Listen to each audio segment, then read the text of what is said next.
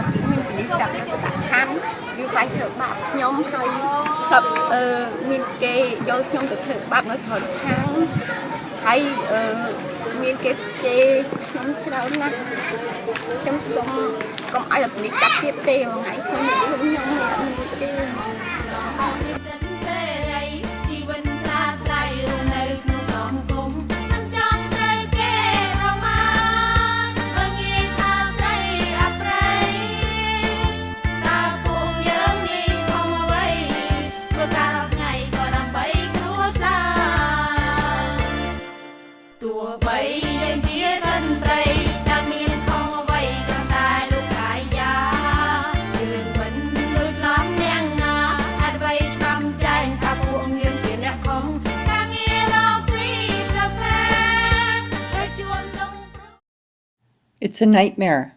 You're in trouble, shouting to be heard, but everyone ignores your voice. No one listens. You feel invisible. That's the challenge adult sex workers in Cambodia face. No matter how articulate sex workers are, as consenting adults who want the right to work, their wishes, their voices are ignored, often by the very people claiming to save them. Because of the rescue industry's contributions in bringing about the anti-trafficking police raid and rescue policies, adult freelance sex workers ask that the rescue industry also be accountable for the impact of these policies on affected groups like them.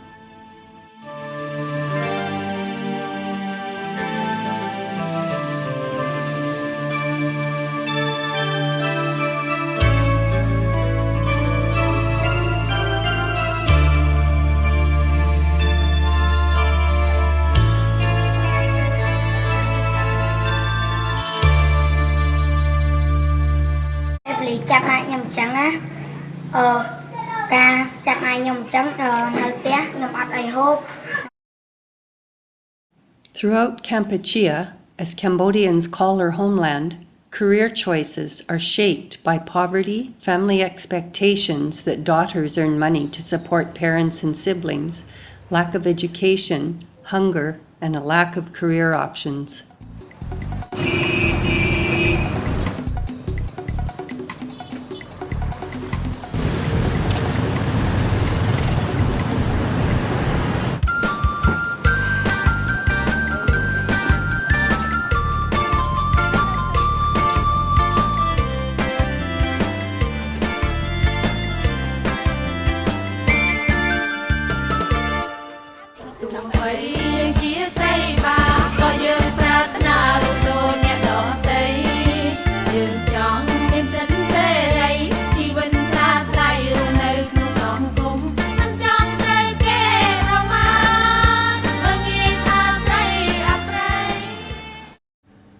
Females are raised to believe their heart's happiness comes from giving money to their families. Poor families shut their eyes about how the money is earned. All these complex economic and social conditions underlie consenting adults' choice to do sex work.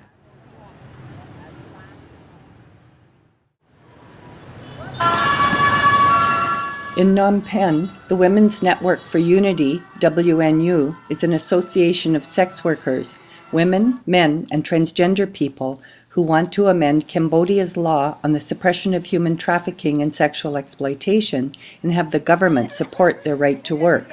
They want the right to earn a living, meet their family obligations. WNU advocate Kathy Vangsali explains.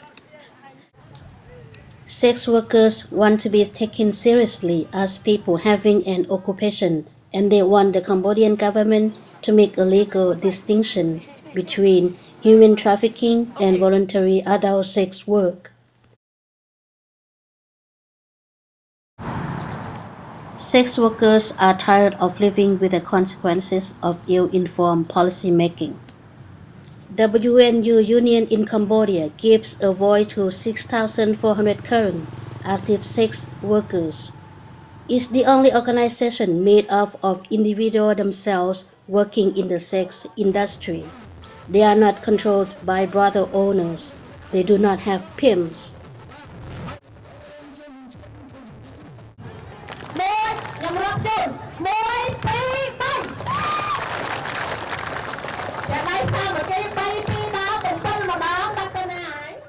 WNU offers unique expertise from people who see the reality of the industry day to day.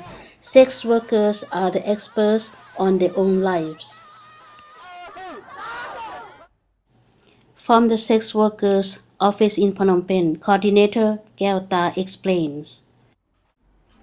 ចាជំរាបសួរដែរនាងខ្ញុំឈ្មោះកែវថាជាអ្នកប្រកបមុខរបររកស៊ីផ្លូវភេទនិងម៉ាស្សានៅប្រទេសកម្ពុជាចា WNU គឺជាសមាគមមួយដែលបង្កើតឡើងដោយក្រុមអ្នកប្រកបរបររកស៊ីផ្លូវភេទយើងធ្វើការទៅលើស្ត្រីដែលពេញវ័យគឺបរិសុទ្ធស្រឡាញ់បរិសុទ្ធស្ត្រីស្រឡាញ់ស្ត្រីហើយនិងស្រីស្រស់ហើយយើងនៅធ្វើការនៅតាមហាងខារ៉ាអូខេម៉ាស្សាបារស្ត្រីតាមសួនតាមដងផ្លូវទៀតពួកយើងមិនមែនជាជនរងគ្រោះទេគឺយើងធ្វើការដោយស្ម័គ្រចិត្តគ្មាននរណាម្នាក់មកបង្ខិតបង្ខំយើងទេហើយក៏គ្មាននរណាម្នាក់មកជួញដូរពួកយើងដែរគឺយើងគ្មានមេខ្យល់មេបនអីដែលគ្រប់គ្រងយើងទេហើយមួយទៀតពួកយើងមិនត្រូវការប្រមូលជួយសង្គ្រោះពីសមត្ថកិច្ចដែរ In Cambodia, the law on the suppression of human trafficking and sexual exploitation, as well as the severe stigma attached to doing consenting sex work, make it difficult for sex workers to access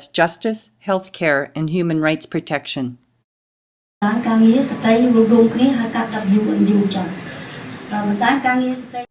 In response, sex work union members are lobbying to amend Cambodia's anti-human trafficking law and have the government support their right to work.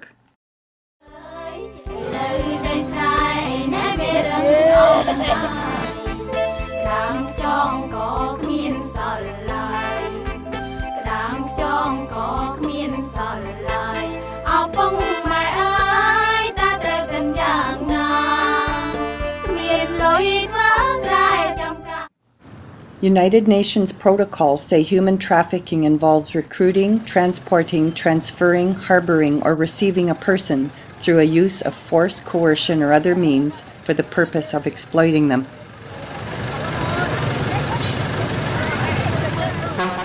The WNU slogan, "Sex work is work," demands that sex workers be taken seriously as people having an occupation, and that a distinction be made between human trafficking and voluntary adult sex work. Kathy Vongsali has more. In this poverty-stricken country with a gross national income per capita of just $760 a year, young girls are pressured to drop out of school, obligated to support their families. Poverty, social obligation, and family expectation drive daughters into sex work. They are validated as worthy only when they meet social obligations. In Cambodian society, it is a girl's duty to support her parents and brothers, as well as her own children. But without education, girls face a life with very few choices.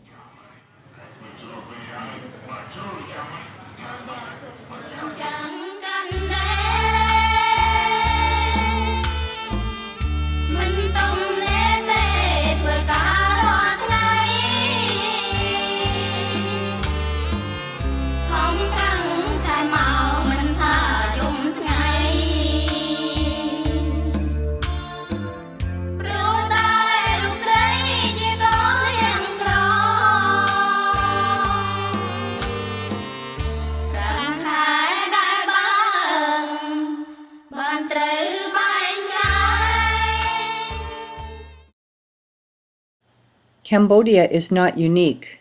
Misogyny, man's complex distrust, disgust, and desire for women, the culture and common sense of society is a prejudice almost too common to be noticed. Misogyny happens everywhere. Around the world, throughout recorded patriarchy, women have been exploited, considered disposable, and if they resist being controlled by family and society, they are shamed, disowned, raped, divorced, marginalized, beaten, arrested, or killed. Some would argue the real issue is about political control of women's bodies.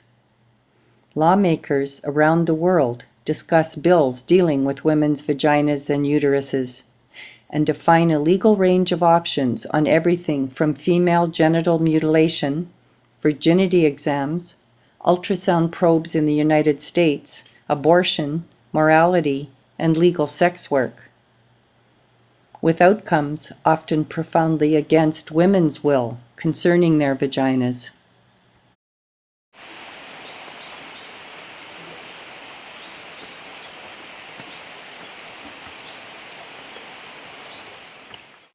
Women's bodies, especially the vagina, has been contested physical real estate for centuries. The vagina isn't brazen when it's under someone else's control, but it becomes brazen when women decide to control its meanings and define morality for themselves. Society is underpinned by misogyny. Anxieties about women's access to power, including sexual and economic power, make them prone to many forms of violence. Many women seek economic independence in Cambodia's garment industry, the country's largest employment sector, but factories pay about $61 a month minimum wage. Low-wage factories are part of the bigger picture of violence against women. Poverty is slow-motion violence. $760 a year is barely enough to support one person, let alone a family. Poverty and debt push people into the sex trade.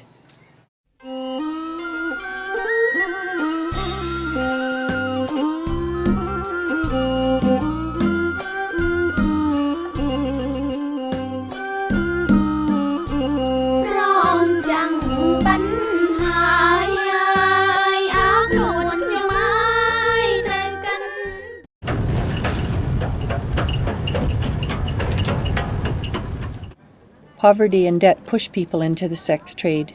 WNU supporter Ros Sukunti has this perspective. With little chance for decent paying job, higher education, or a career path elsewhere, sex workers like us are lobbying government for the rights to earn a living. But so far in Cambodia, instead of addressing poverty issue, government and international aid organizations seem determined only to rescue us. We wish they would find bad jobs and bad wages, instead of trying to abolish sex work itself.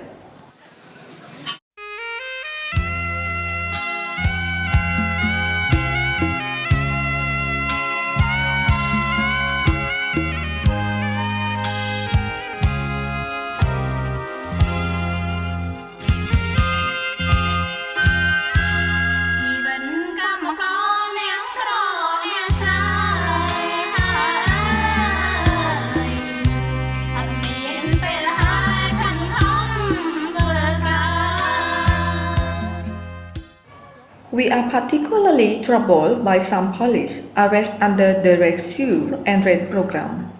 Cambodia Ministry of the Interior defined all sex workers as victims, ensuring the police arrest everyone during raids, not just children and sex slaves locked in brothels. But sex worker union members are over 18. We are not all victims. The trafficking law that say consenting adults are victims creates problems. Government, religious groups, well-meaning NGOs, international charity, and some women's groups brand all sex workers as victims in need of rescue. We face violence from the very organization supposed to be helping us.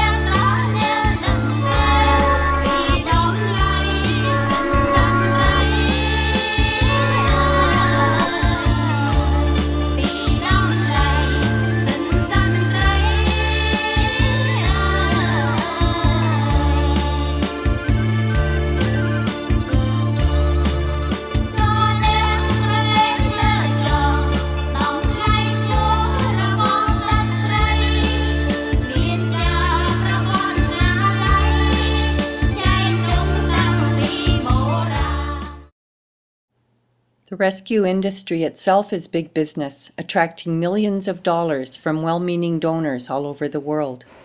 Donations drop if governments acknowledge adult sex workers operate by choice due to poverty. Charities need victims to rescue. According to WNU, freelance adult sex workers want to solicit in public and procure customers. This is not allowed under the current anti-trafficking law, a law encouraged to be implemented by international NGOs, and thus harms sex workers' rights to earn a living. Worst is the contradiction between the trafficking law and the Cambodian government HIV/AIDS programs. Anti-trafficking police seize condoms as evidence during raids to crack down on sex workers. Sometimes workers have to swallow used condoms to avoid arrest. Sex workers are now afraid to possess condoms. This goes against HIV prevention advice and endangers health.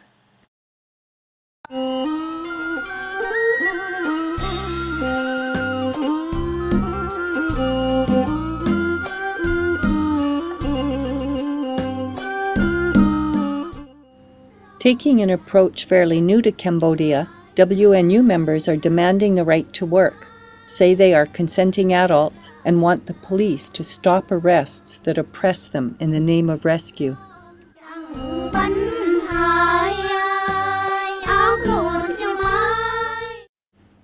Cambodia's anti-human trafficking law has given rise to police raids on brothels and in street sweeps, where sex workers are rescued and retrained for jobs in low-wage garment factories.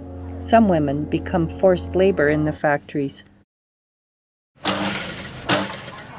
Many garment factories are notorious for chronically low wages and dangerous working conditions. WNU assistant Lee Pisai has more. Why is there such a focus on training female sex workers to sew? We wish governments, NGOs, labor unions, and donors would seriously address workers' rights and facilitate women in different fields where they can actually earn a living wage. WNU sex workers have made some good progress. In 2012, Cambodian government responded to our advocacy efforts. Now, due to government's commitment, sex workers who are arrested are no longer beaten, raped, and forced into rehabilitation center for several months at a time.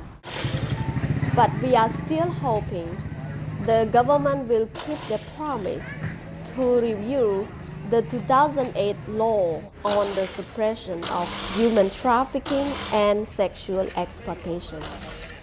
There is often an ugly truth behind the rescue industry that is mainly funded by international aid. International donors criticize our Cambodian government for corruption and human rights violations, but sex workers also ask the donors demand accountability that their programs stop harming human beings like us.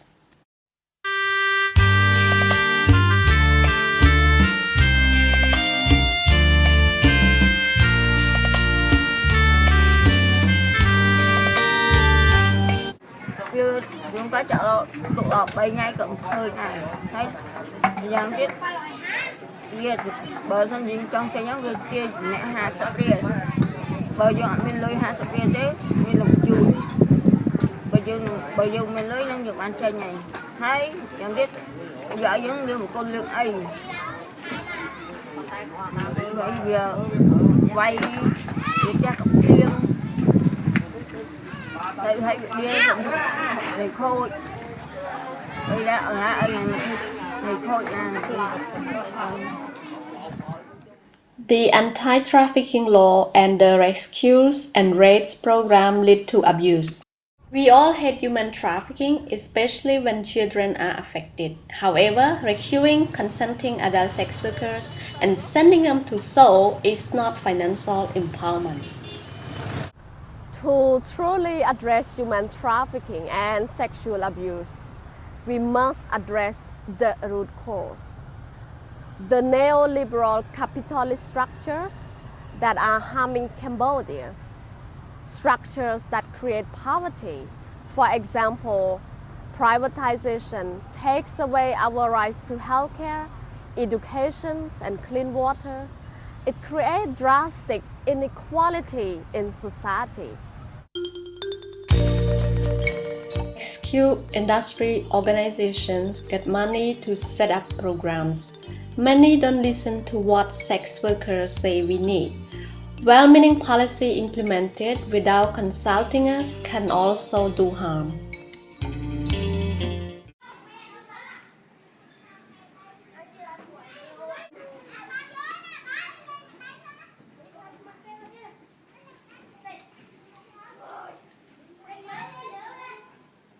Nhom dẫn ấp ô nhom chơi thật tiền nhom nham hay nhom năng ọt lôi tinh ai về nham giống chơi thật zoom hayไปmạng nhom nơi hồi lôi ai miền lôi ai làm một mùi rồi ai về tinh nhom nham tự về bắt dùng tới nhom khám pe là nhom riêng sốt rồi ngày nó nhom riêng sốt bàn tai pe lấy chạm mạng nhom chẳng á cả riêng sốt nó có bị bắt tự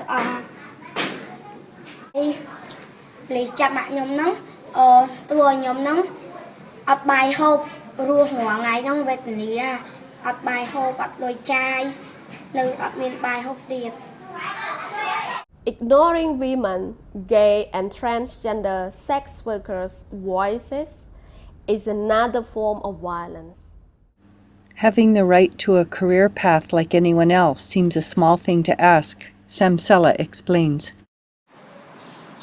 ចាជំរាបសួរខ្ញុំជាសមាជិក WU ជាអ្នកប្រកបរបរផ្លូវភេទពីអាយុ18ឆ្នាំទៅគ្មានអ្នកណាបង្ខិតបង្ខំយើងទេយើងមិនមែនជានិជនរងគ្រោះឡើយគ្មាននៃមេបនទេពីព្រោះពួកយើងអត់ជម្រើសការងារភាពក្រីក្រពាក់បំណុលគេច្រើនទើបយើងមកប្រកបរបរផ្លូវភេទរាប់ទាំងបញ្ចូលស្រីស្រស់ផងដែរដូចជាខ្ញុំជាអ្នកប្រកបរបរផ្លូវភេទផ្ទាល់ចាសសូមអរគុណអ្នករកស៊ីផ្លូវភេទរកប្រាក់ចំណូលក្នុងមួយយប់$5ទៅ$10សម្រាប់គ្រប់គ្រងចិញ្ចឹមគ្រួសារ WNU advocates for legal and human rights and safer working conditions. They also have dreams for the future. Pen Sotari from WNU explains.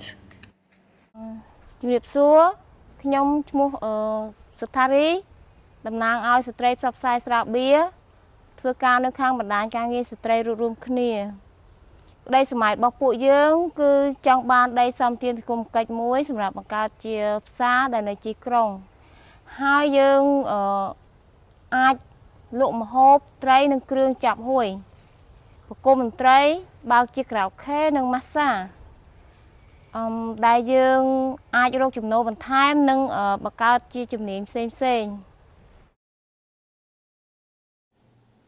Just as years ago, women fought for the right to tell a man no means no. Sex workers unions members want to be taken seriously by police, government and society when we say we do not want to be rescued. We are trying to fix problems of violence and poverty in Cambodia. We ask people to support us as we lobby government to amend the trafficking laws and change society's attitude. Instead of being abused in the name of rescue, we need better career options, better policing, healthcare, and labor rights.